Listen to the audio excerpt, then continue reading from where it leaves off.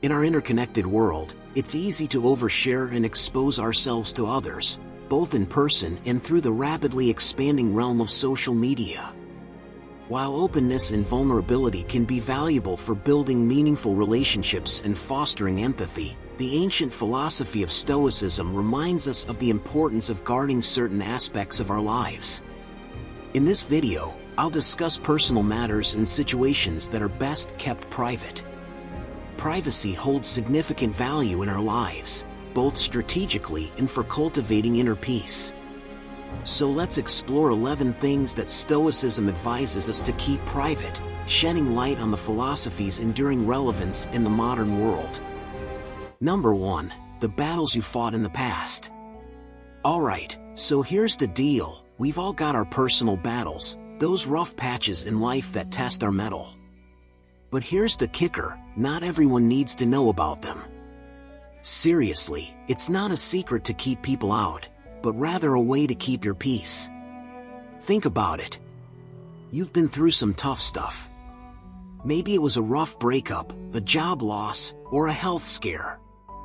These are your stories, your experiences, and they've shaped you in ways that only you can truly understand. Sharing these tales with the world might seem like a way to connect, to show how far you've come. But there's wisdom in keeping some of that journey close to the vest. First off, not everyone will get it. Your struggles, no matter how relatable you think they are, might not resonate with everyone. People see things through their own filters, colored by their own experiences. Your epic battle could be seen as just another Tuesday by someone else. And that's okay. It's not their journey, it's yours. Now, consider the emotional toll of reliving those battles every time you share them. Talking about the past can reopen old wounds, bringing up feelings you've worked hard to move past. Why go through that again? You've already fought those fights. You've already healed those scars. Every retelling can be like peeling off a scab before the wound is fully healed. Plus, let's talk about energy. Your past battles, as significant as they are, belong in the past. They've served their purpose, they've taught you, strengthened you, molded you. Constantly bringing them up can tether you to old energy, old pain. Why let the past drag you back when the present and future are waiting for you to live them fully? Focus on the now and the lessons you've carried forward, rather than the battles themselves. Here's another angle, oversharing can sometimes put you in a vulnerable spot. Not everyone has your best interests at heart. Some might use your past against you, twist your words, or judge you based on your history rather than who you are now. Protecting your story means protecting yourself from unnecessary drama and misunderstandings. Of course, this doesn't mean you should bottle everything up. Finding the balance is key. Share with those who've earned your trust, those who have shown they can handle the weight of your experiences with care and respect. These people are your inner circle, your confidants. They're the ones who deserve to hear your war stories, because they'll honor them. And let's not forget, there's a certain mystique in keeping some things to yourself.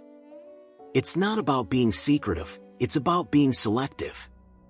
Everyone loves a little mystery. When you don't lay all your cards on the table, you maintain an air of intrigue. People don't need to know everything about you to respect and appreciate you.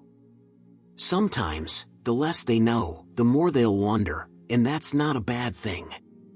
So, cherish your battles for what they are, chapters in the book of you. Let them stay on those pages, and focus on writing the new ones. After all, life isn't just about the battles you've fought, it's also about the victories you're yet to achieve. Keep your head high, your heart light, and your story close. Number 2, the specifics of your goals. You know, there's this common piece of advice floating around: share your goals with others to stay accountable. While that might work for some, the Stoic approach has a different take on this. Let's dive into why keeping the details of your goals to yourself might be the smarter move. Imagine you're pumped about a new project. You're excited, and you can't wait to tell your friends, family, and even your coworkers. But hold on a second. Think about what happens when you spill the beans. People might start offering their opinions, advice, or worse, their skepticism. Suddenly, what was once a clear and personal vision gets clouded by the expectations and judgments of others. One of the main reasons to keep your goals under wraps is to avoid unnecessary pressure. When everyone knows what you're aiming for, there's this added layer of scrutiny. Every time you see them, there might be questions about your progress. How's that book coming along, or have you started that business yet? These questions, though often well-meaning, can create a sense of urgency and stress. Instead of focusing on the journey and enjoying the process, you might start feeling like you're racing against the clock, trying to meet the expectations of those around you. Now, let's talk about motivation. There's an interesting phenomenon where talking about your goals can actually trick your brain into feeling like you've already accomplished them. It's called the social reality effect. By sharing your goals, you get a little hit of dopamine, that feel-good chemical, as if you've already made progress. This can sometimes lead to a decrease in motivation because your brain thinks you're further along than you actually are. It's like eating a piece of cake in your mind, feeling satisfied, and then not feeling the need to bake the real cake anymore. Another point to consider is that your goals are personal. They're a reflection of your dreams, aspirations, and values. When you share them with others, you open them up to interpretation and judgment.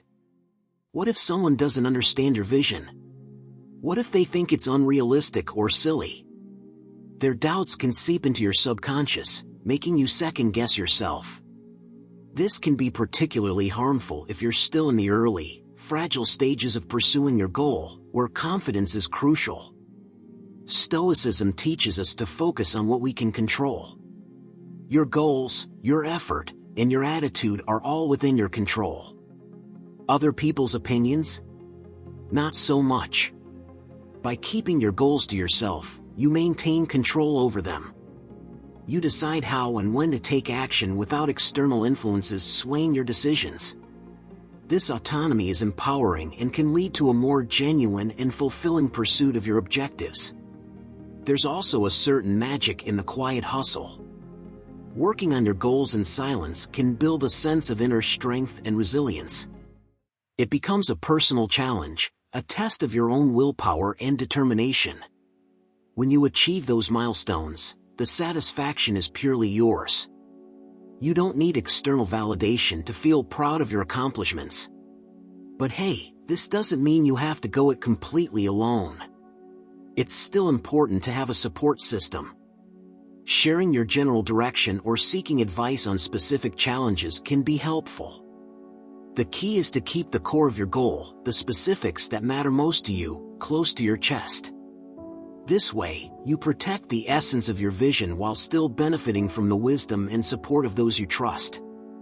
In the end, it's about balance. The Stoic approach isn't about isolation but about mindful sharing. By being selective about what you reveal, you preserve the purity of your goals and protect your motivation. So next time you're tempted to shout your ambitions from the rooftops, take a moment. Reflect.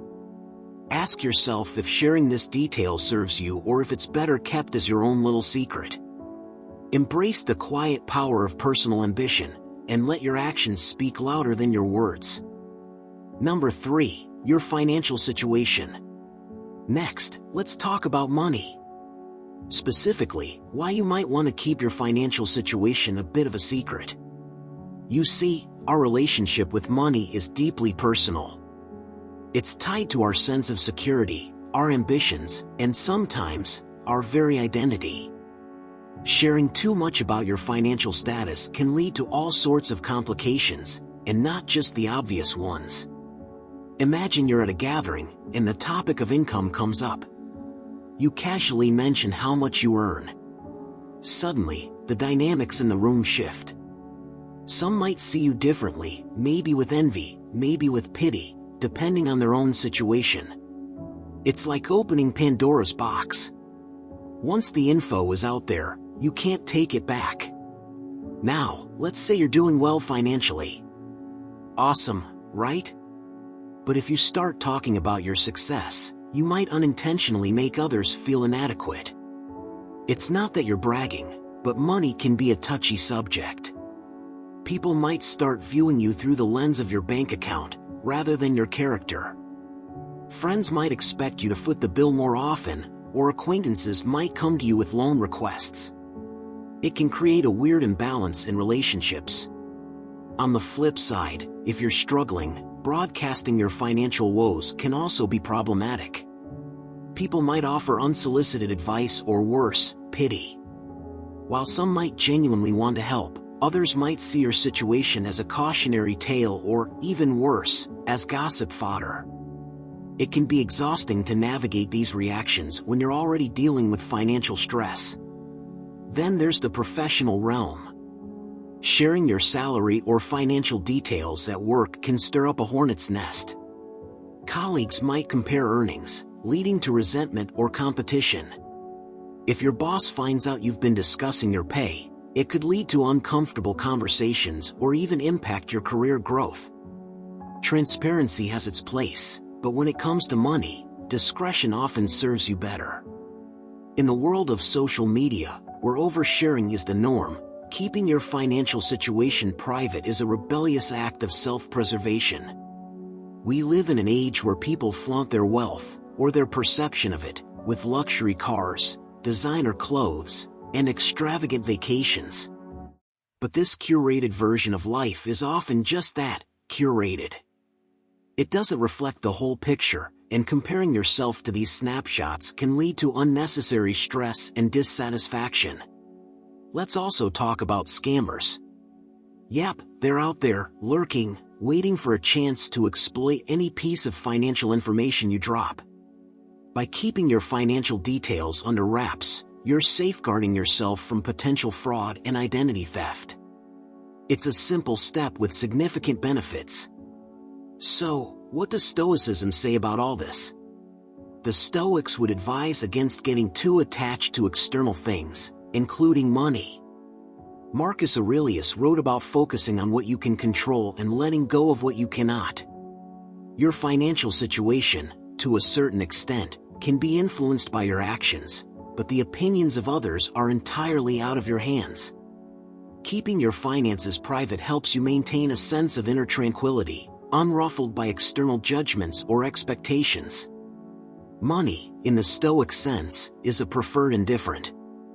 It's nice to have, but it's not essential for a good life. Virtue, wisdom, and character, these are the true measures of a person's worth. By keeping your financial matters private, you're not hiding anything shameful, you're simply prioritizing what truly matters. In summary, keeping your financial situation to yourself can help you avoid unnecessary complications, preserve the integrity of your relationships, and stay true to your values. It's about striking a balance between openness and discretion, understanding that some aspects of your life are best kept close to the chest. It's not about being secretive, it's about being wise. So, next time the topic of money comes up, feel free to steer the conversation elsewhere. Your future self might just thank you. Number 4, personal relationships. Let's dive into something really personal and, honestly, quite tricky: personal relationships. We all have them, right? But Stoicism teaches us that not everything about our relationships needs to be shared with the world. It's like having this beautiful garden, blooming with flowers, but sometimes, it's best to keep the gate closed and let only a few people in. Imagine this: you've just had a heart-to-heart with your best friend, sharing secrets and dreams. It feels great, and you're tempted to tell everyone about this amazing bond. But hold up. There's a beauty in keeping some things private. It's not about being secretive, it's about protecting the intimacy and trust you've built. When you plaster your personal life all over social media, you risk turning those precious moments into mere spectacles for others to judge and comment on. And trust me, not everyone has your best interests at heart. Think about the foundation of any strong relationship: trust. This trust isn't something that's easily built, right? It takes time, patience, and a lot of understanding. Now, when you start sharing the ins and outs of your relationships with the world, you might unintentionally undermine that trust. Your partner or friend might feel exposed or even betrayed. They confided in you, not the entire world. Keeping certain aspects of your relationship just between the two of you helps maintain that sacred trust. Also, consider the impact of external opinions. People love to give advice, sometimes even when it's not asked for. "Oh, you shouldn't be with him because of this," or "she said what?" That's a red flag. While some advice can be genuinely helpful, a lot of it is based on other people's biases and experiences, which might not apply to your situation at all. By keeping your relationship details private, you shield it from unnecessary scrutiny and negativity. Now, let's talk about conflicts. Every relationship has its ups and downs, right? But airing your dirty laundry in public can do more harm than good. You might get momentary sympathy, but it often comes at the cost of long-term damage. When you broadcast your arguments or misunderstandings, you invite others into your problems, and they might not always have the most constructive things to say. Instead, resolve your conflicts privately, allowing both of you to grow and learn from the experience without the added pressure of outside judgment. On a lighter note, there's something wonderfully romantic about keeping a little mystery in your relationships. Imagine this: you and your partner share a secret spot, a cozy cafe where you had your first date, or a beautiful park where you confessed your feelings. These little secrets, known only to you two, add a layer of magic to your relationship. It's like having a private world that no one else can touch, a sanctuary where your love and friendship can thrive. Let's not forget the joy of personal milestones. Remember the first time you and your partner cooked a meal together, or the time your friend helped you through a tough situation. These are golden memories. By not sharing every single detail with the world, you keep these moments special and cherished. They become stories you tell each other, reminiscing and laughing about them, rather than just another post lost in the endless scroll of social media. In the end, Stoicism teaches us that personal relationships are like rare gems. They need to be protected, nurtured, and sometimes kept out of the harsh glare of the public eye. It's about finding a balance, sharing enough to connect with others but holding back enough to keep the essence of your relationships intact. So next time you feel the urge to share every detail of your personal life, take a step back. Think about the beauty of privacy and the strength it brings to your relationships. Keep some things just for you and your loved ones. After all, some of the best stories are the ones that remain untold, whispered only in the ears of those who truly matter. Number 5. Unfiltered opinions on sensitive topics. So, you've got this burning desire to share your raw, uncut thoughts on something controversial. Maybe it's politics, religion, or one of those hot-button social issues that seem to set everyone's hair on fire. You feel passionate, and that's great. Passion is fuel for the soul. But hold on a sec, before you hit that post button or start that heated discussion at dinner, let's think this through.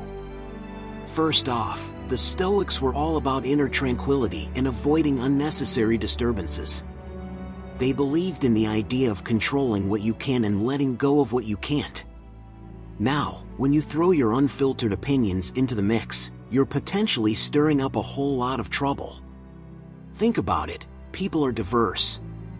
They come with their own set of beliefs, experiences, and emotional triggers. When you lay out your raw thoughts without a filter, it's like dropping a match in a room full of gasoline. Boom! Chaos ensues.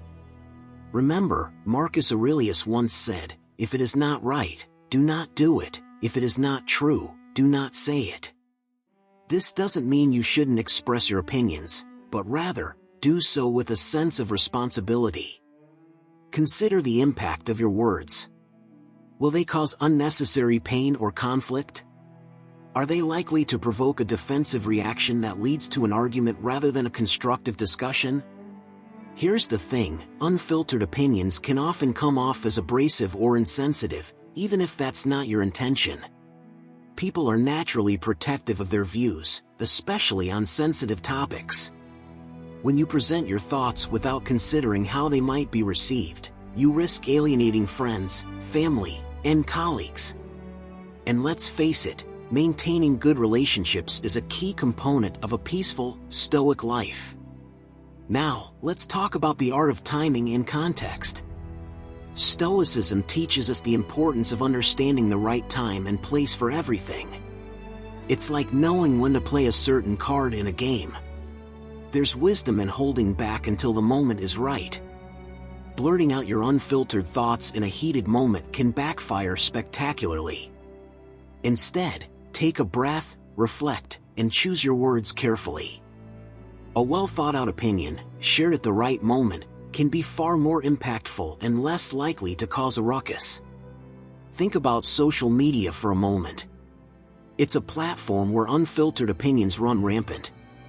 People type out their thoughts in the heat of the moment and hit send without a second thought. This often leads to misunderstandings, heated arguments, and sometimes even long-lasting grudges.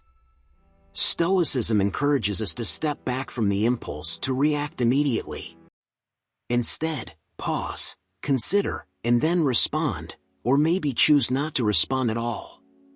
It's also worth mentioning that when you do decide to share your opinion, doing so with empathy can make a world of difference.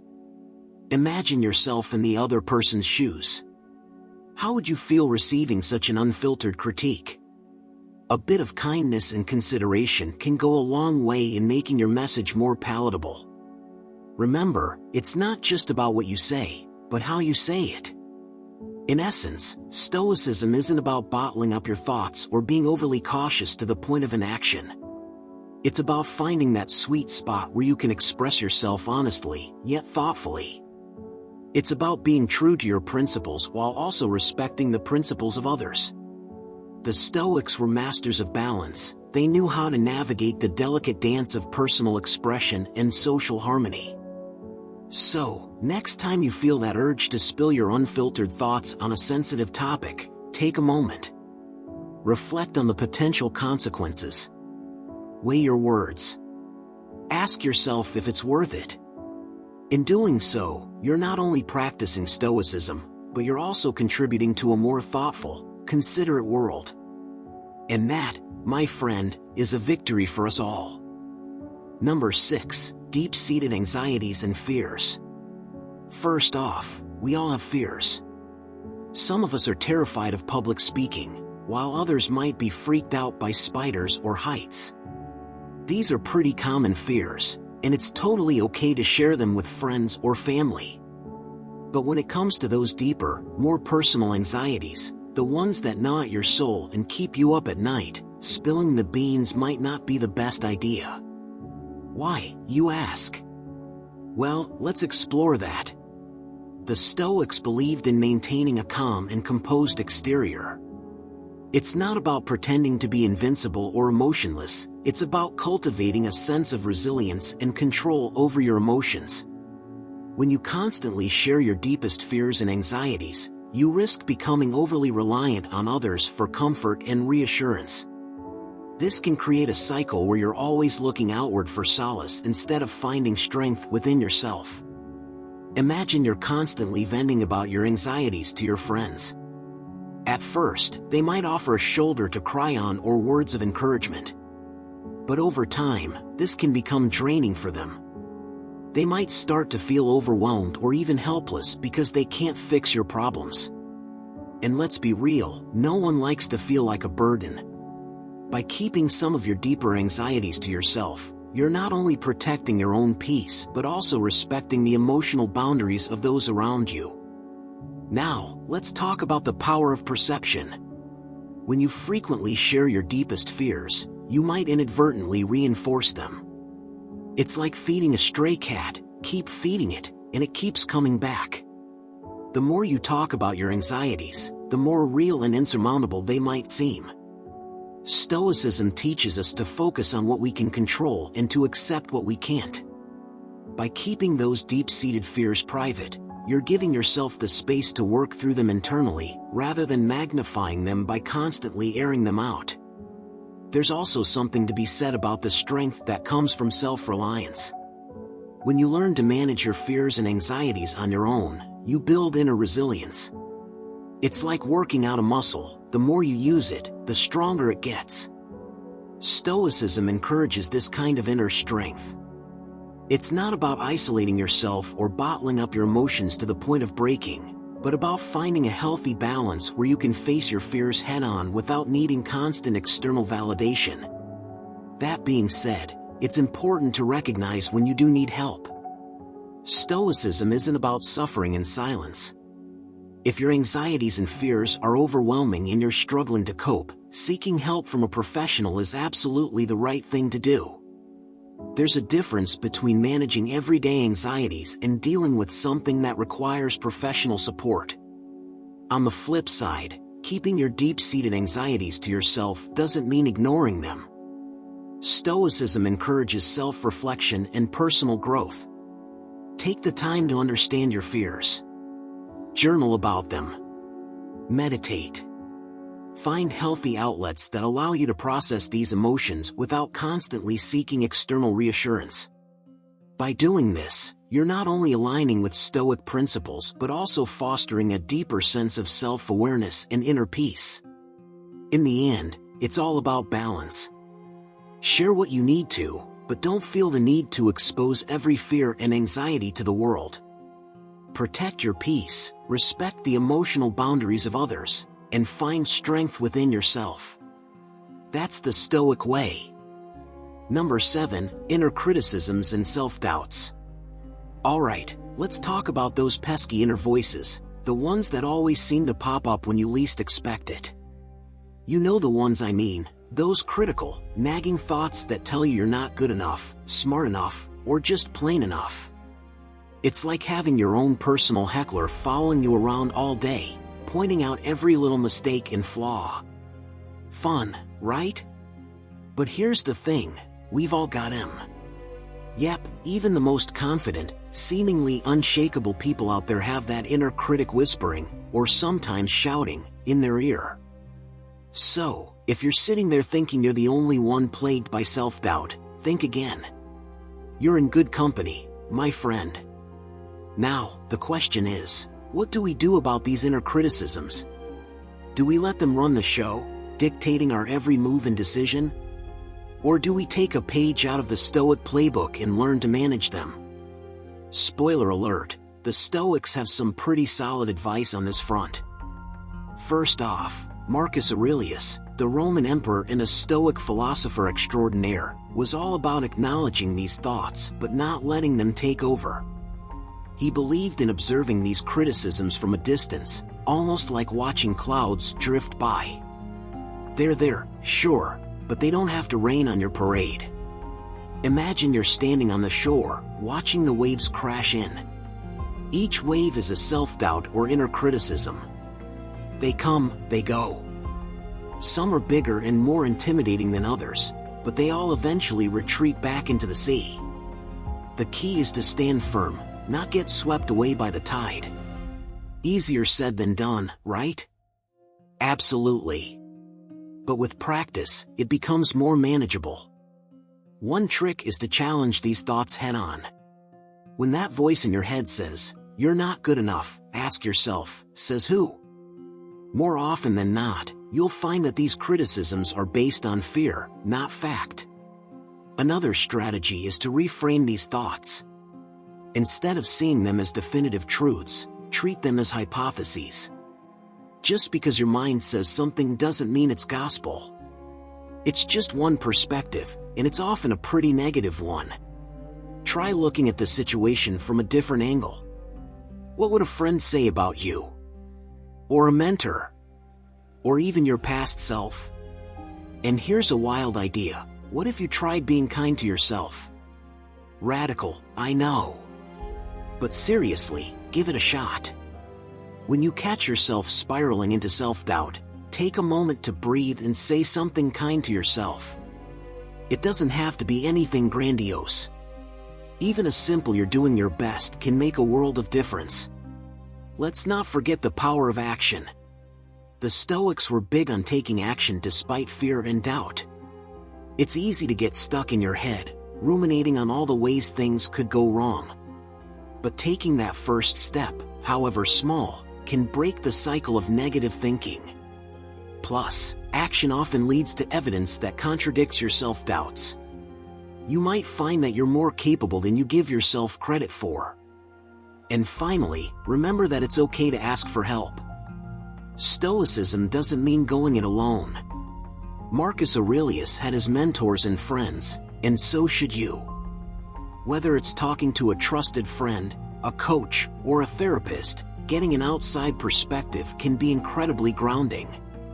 They can help you see things you might have missed and remind you of your strengths. So, next time your inner critic starts yammering away, take a deep breath and remind yourself, you are not your thoughts.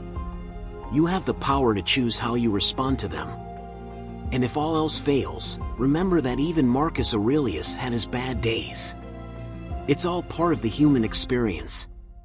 Stay resilient, keep going, and give yourself some grace. You've got this. Number 8. Personal philosophical insights. Imagine this, you've just had an epiphany about life. Maybe it's about the nature of happiness or the importance of living in the moment. You're buzzing with excitement, ready to shout it from the rooftops. But hold on a second. What if, instead, you kept that insight close to your chest? You let it simmer, integrate into your daily life, and truly transform you from within. You see, when you share these deep personal insights too freely, they can lose their power. They become just another piece of advice thrown into the chaotic mix of opinions and ideas swirling around us. Instead of being a guiding star for you, they risk being dismissed or misunderstood by others. It's kind of like watering down a potent drink, it loses its kick. Now, I'm not saying you should never share your thoughts. There's a time and place for everything. But before you start waxing philosophical at the next dinner party, ask yourself, what's my intention here? Are you sharing because you genuinely think it will help someone, or are you looking for validation? If it's the latter, maybe it's best to keep quiet. Think about the great philosophers of the past, Marcus Aurelius, Epictetus, Seneca. They didn't go around boasting about their wisdom. Marcus Aurelius, for instance, wrote his meditations as a personal journal, not a public manifesto. It was his way of processing his thoughts, staying grounded, and reminding himself of his principles. He wasn't trying to impress anyone or start a new philosophical movement. He was simply trying to live a good life. When you keep your insights to yourself, you allow them to mature. They become a part of you, shaping your actions and decisions in subtle, profound ways. Over time, people will notice the change in you. They'll see the calmness in your demeanor, the clarity in your decisions, the kindness in your interactions. And then, when they ask you how you do it, that's your moment. That's when you can share your wisdom, not as a lecture, but as a story. A lived experience. It's also worth considering that not everyone is ready for your insights. People are on different journeys, dealing with their own struggles and learning at their own pace. What might be a groundbreaking realization for you could be overwhelming or irrelevant to someone else.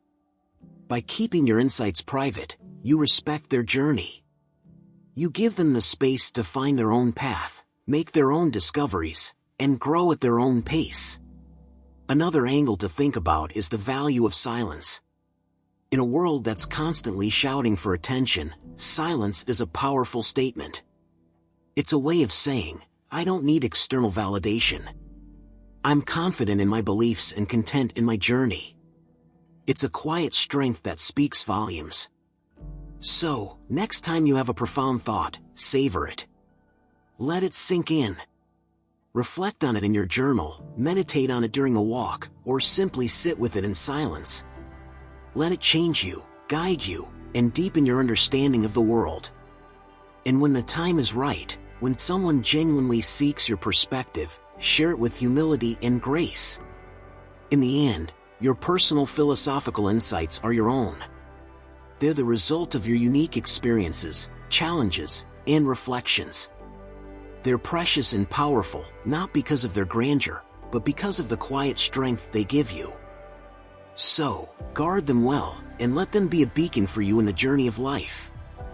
Number 9. Vulnerabilities and weaknesses. First off, sharing your vulnerabilities and weaknesses with just anyone isn't always the best move. Imagine you're at a party, and someone casually asks how you're doing. It's tempting to open up and spill your guts about that big project you're failing at or that relationship that's on the rocks. But here's the kicker: sometimes, not everyone is equipped to handle that level of honesty. They might not know how to respond, or worse, they might use that information against you.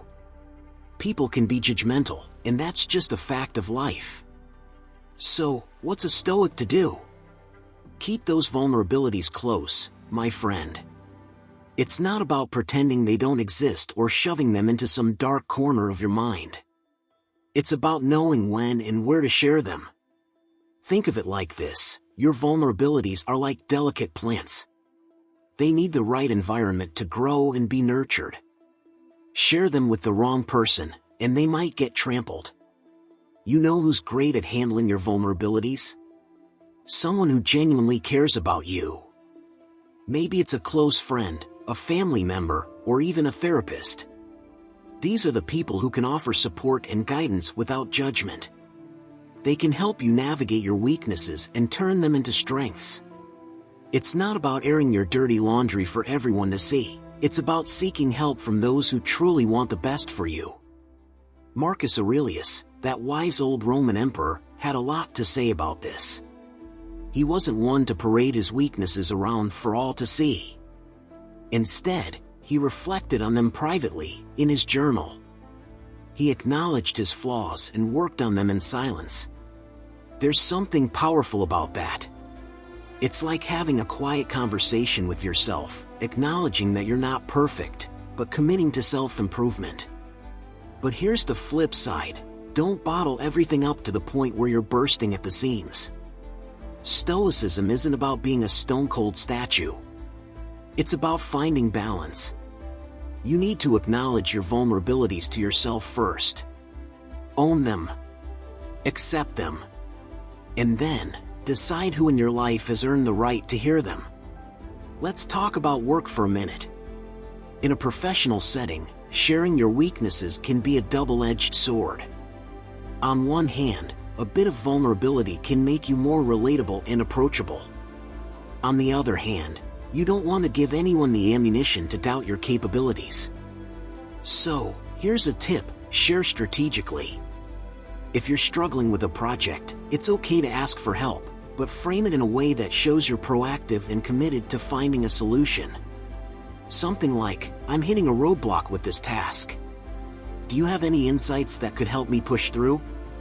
See, you're not just airing your weakness, you're seeking collaboration. And what about social media? Oh boy, that's a minefield.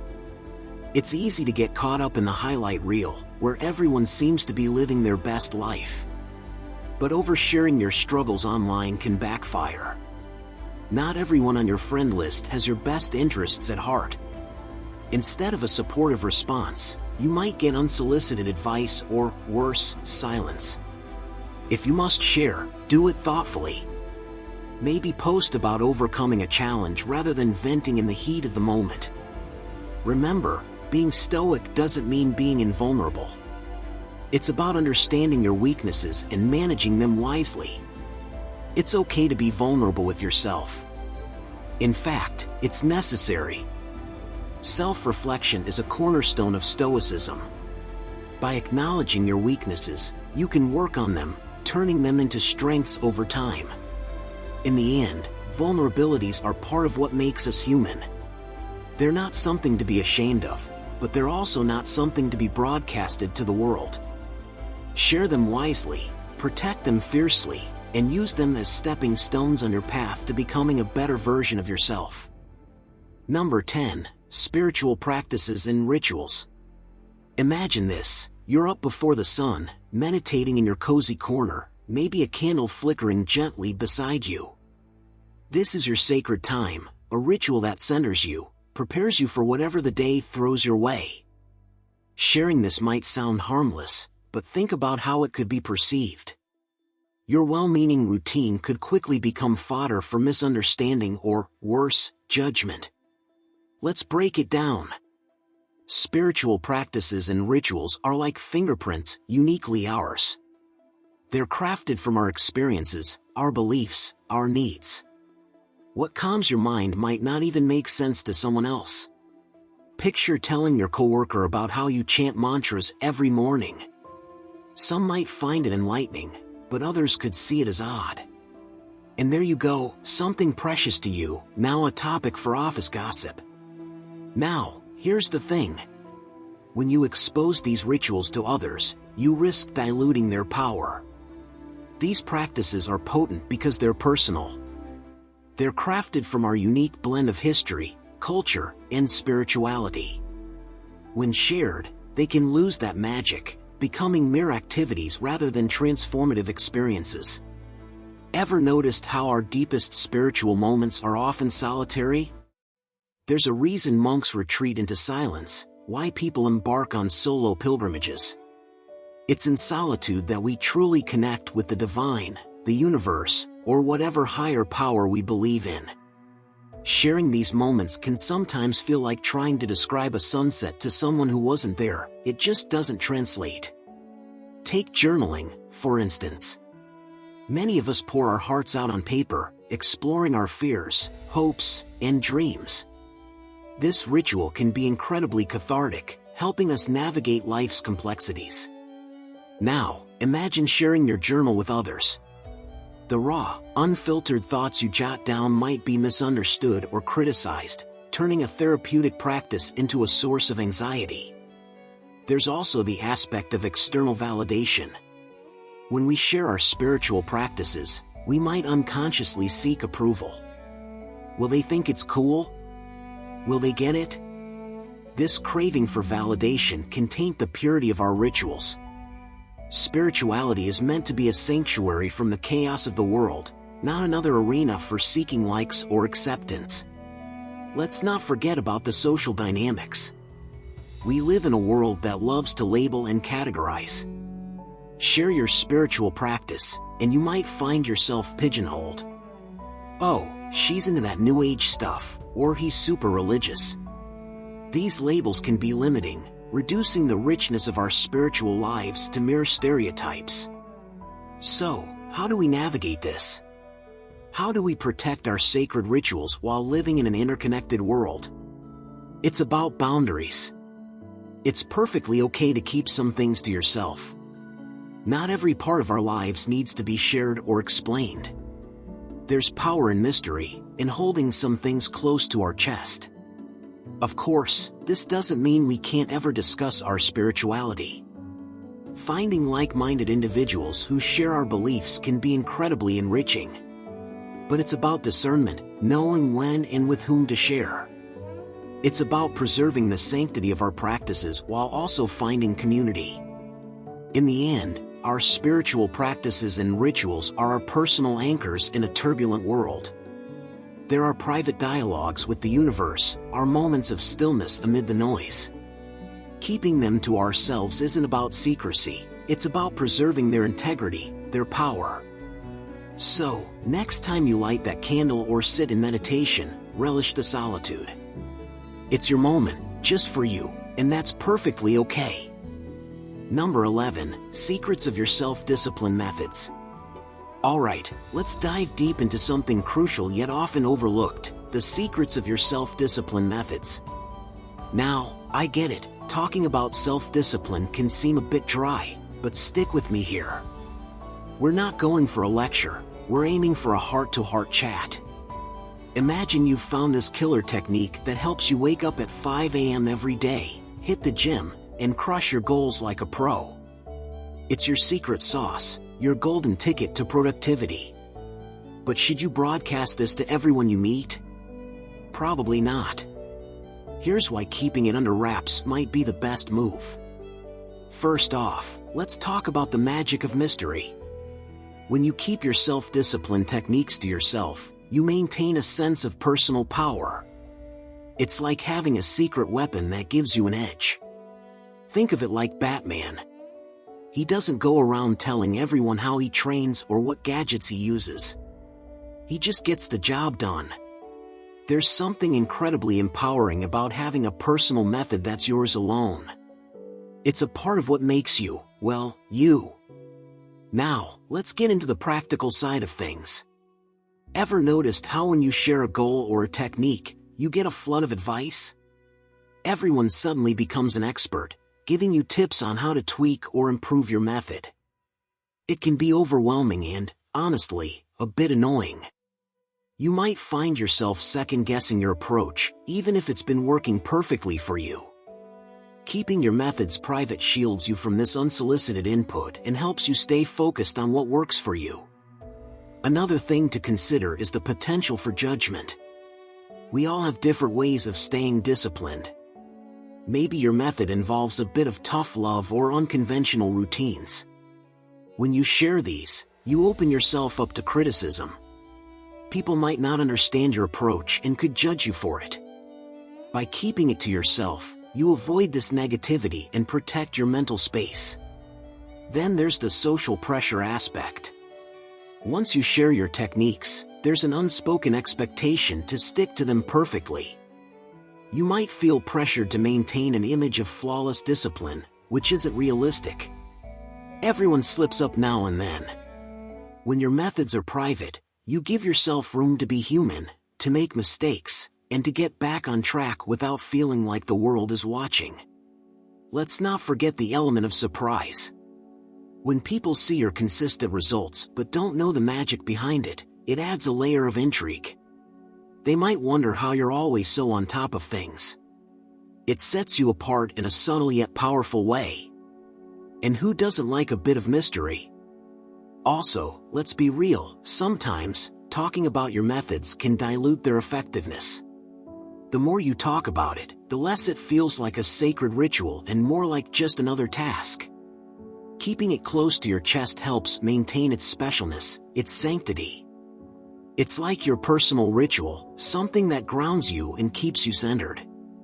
And here's the kicker, by not sharing your secrets, you also avoid setting others up for disappointment. What works for you might not work for them. Everyone's journey to self-discipline is unique. When people try to replicate your method and fail, it can be disheartening for them. By keeping your methods private, you allow others the freedom to find what works best for them without the pressure of living up to your standards. So, next time you're tempted to spill the beans on how you stay so disciplined, take a step back. Think about the power of keeping some things to yourself. It's not about being secretive or selfish, it's about maintaining your personal power, protecting your mental space, and allowing others to find their path. After all, self-discipline is a deeply personal journey. Embrace the mystery, and let your results speak for themselves. And there you have it, fellow seekers of wisdom, 11 things you should keep to yourself, inspired by the timeless teachings of Stoicism. Remember, true strength lies in understanding and mastering oneself, not in seeking validation from the outside world. By embracing these principles, you can cultivate a life of serenity, resilience, and inner peace. If you found value in today's video, don't forget to hit the like button and subscribe to our channel for more insights on Stoicism and personal growth.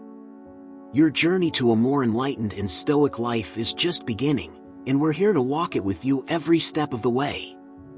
Share your thoughts and experiences in the comments below. What do you think is the most challenging aspect of keeping things to yourself? We'd love to hear from you.